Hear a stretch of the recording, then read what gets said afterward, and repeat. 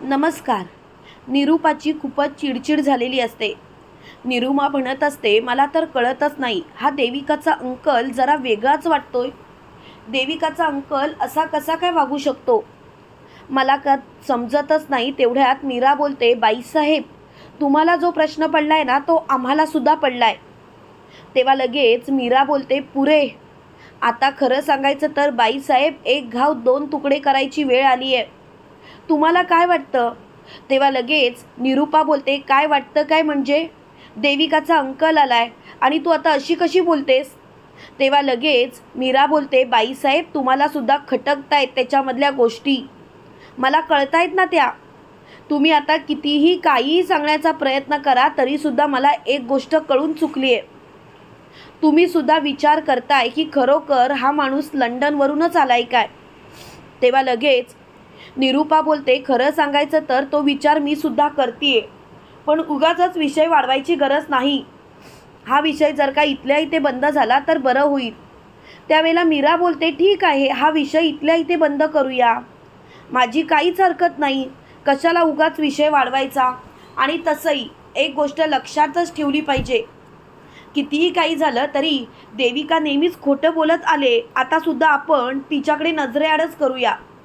तेव्हा लगेच मोठ्याने सत्या बोलतो, धूमकेतू, या वेळेला आपण सत्य शोधून काढायचंच. तर इकडे देविका तिच्या अंकलला म्हणत असते, समजतं का तुम्हाला कसं वागलात तुम्ही? ती कोंबडी बघितल्यावरती त्या कोंबडीला पकडायला गेलात. अहो, जरा तरी विचार करायला पाहिजे होतात तुम्ही काय वागता आणि काय नाही ते.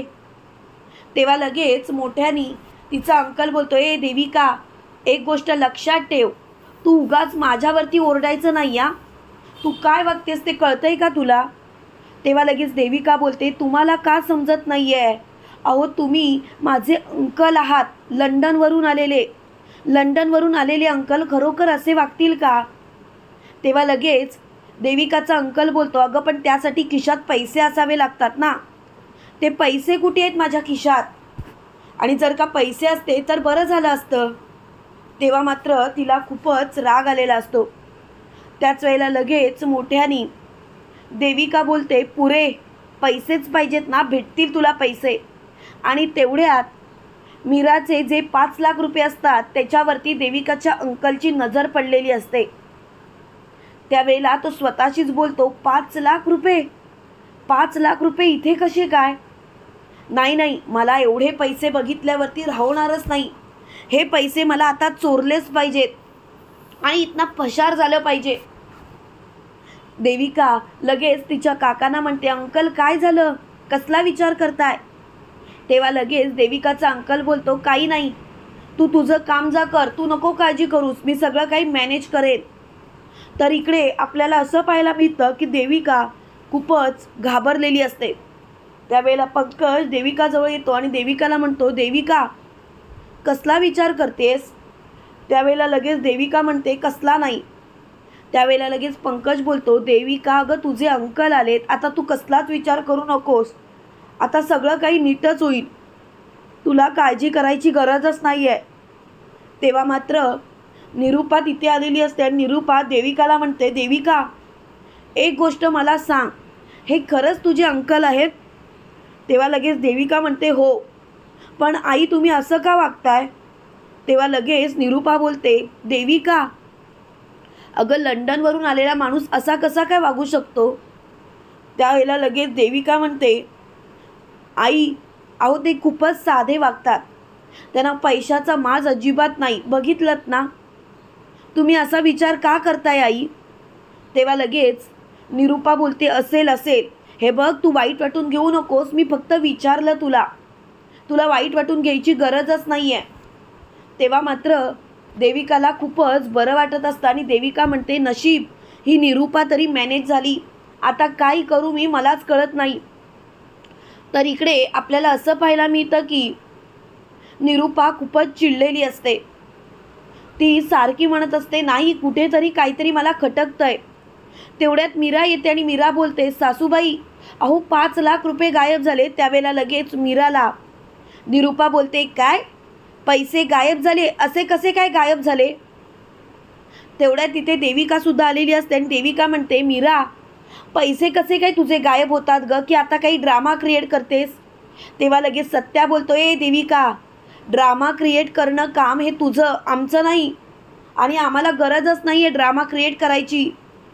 देविका एक गोष्ट लक्षात ठेव, कितीही काही झालं तरीसुद्धा आम्हाला हा विषय ताणायचाच नाही आहे. आणि देविका आता तू तुझा विषय आहे ना बंद कर, कारण तुझ्या या गोष्टींचा त्रास व्हायला लागला आहे. तेव्हा मात्र देविका खूपच चिडलेली असते. त्यावेळेला देविका मोठ्याने बोलते, पुरे, आता हा विषय इथल्या इथे बंद, कारण मला आता या विषयाचा खूप राग आलाय, राग. आणि प्लीज हा विषय इथल्या इथे बंदच करा, कारण मला या गोष्टी सहनच होत नाही आहेत. तेव्हा मात्र देविकाला खूप राग येतो आणि देविका म्हणते, मीरा तुझं म्हणणं काय आहे? तेव्हा लगेच मीरा बोलते, देविका अगं माझं म्हणणं काहीच नाही, तू उगाच अर्थ वेगळा काढू नकोस, पैसे गायब झालेत एवढंच मी तुला बोलले ना, बाकी काही मी तुला बोलले का? तेव्हा लगेच देविका खूपच चिडलेली असते. देविका लगेच मोठ्याने बोलते, पुरे झाला सर्व, आता मला या विषयावर काही एक बोलायचं नाही, हा विषय मला इथल्या इथे बंद करायचा आहे. त्याच वेळेला देविकाचा अंकल तिथे आलेला असतो आणि त्यावेळेला तो देविकाला म्हणतो, देविका अगं आज संध्याकाळी मला इथून निघावं लागेल, कारण खूप महत्त्वाची मीटिंग आहे दुबईला. तेव्हा लगेच देविका म्हणते, चालेल अंकल. त्यावेळेला लगेच निरूपा बोलते, असं कसं, आल्या आल्या लगेच कसे काय जाणार? त्यावेळेला लगेच देविकाचे अंकल बोलतात, हे बघा आम्हाला जावंच लागेल, कारण खूप महत्त्वाचं काम आहे. त्यावेळेला देविका म्हणते, आई अहो जाऊ देत त्यांना, कारण त्यांचं कामच तसं आहे ना, आणि तुम्ही कशाला उगाच नको तिथे थांबवायचा प्रयत्न करताय.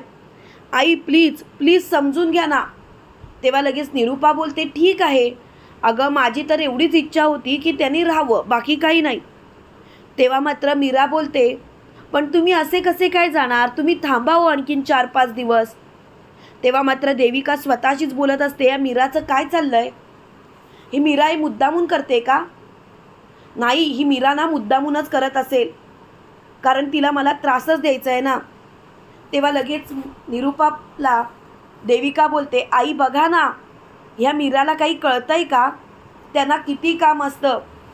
तेव्हा लगेच मीरा बोलते, देविका माझे पैसे हरवले तोपर्यंत या घरातून कोणताही व्यक्ती बाहेर जाणार नाही. तेव्हा लगेच मीराला देविका म्हणते, याचा अर्थ काय, तुझं काय म्हणणं आहे, पैसे माझ्या अंकलनी चोरलेत? देविका असं बोलताच मीरा बोलते, मी कुठे असं बोलली? त्यावेळेला मात्र देविकाचा अंकल घाबरलेला असतो आणि ते सत्याने पाहिलेलं असतं. त्यावेळेला लगेच मीरा बोलते, देविका मी असं बोललीच नाही. त्यावेळेला लगेच देविका बोलते, पण बोलण्याचा रोष असा होताच ना. तेव्हा लगेच निरूपा बोलते, देविका अगं राहू देत ना तुझ्या अंकलला, तेवढं काय आहे, 2 दिवस आणखीन राहिले आणि मग गेले तर चालतील. तेव्हा लगेच देविकाचा अंकल बोलतो, नाही नाही मला आजच निघावं लागेल, खूप महत्त्वाचं काम आहे.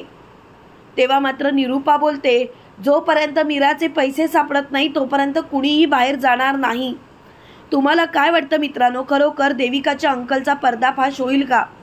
कमेंट करून नक्की कळवा. आणि असेच मालिकेंचे नवनवीन अपडेट पाहण्यासाठी व्हिडिओला लाईक, चॅनलला सबस्क्राईब करायला विसरू नका. थँक्यू.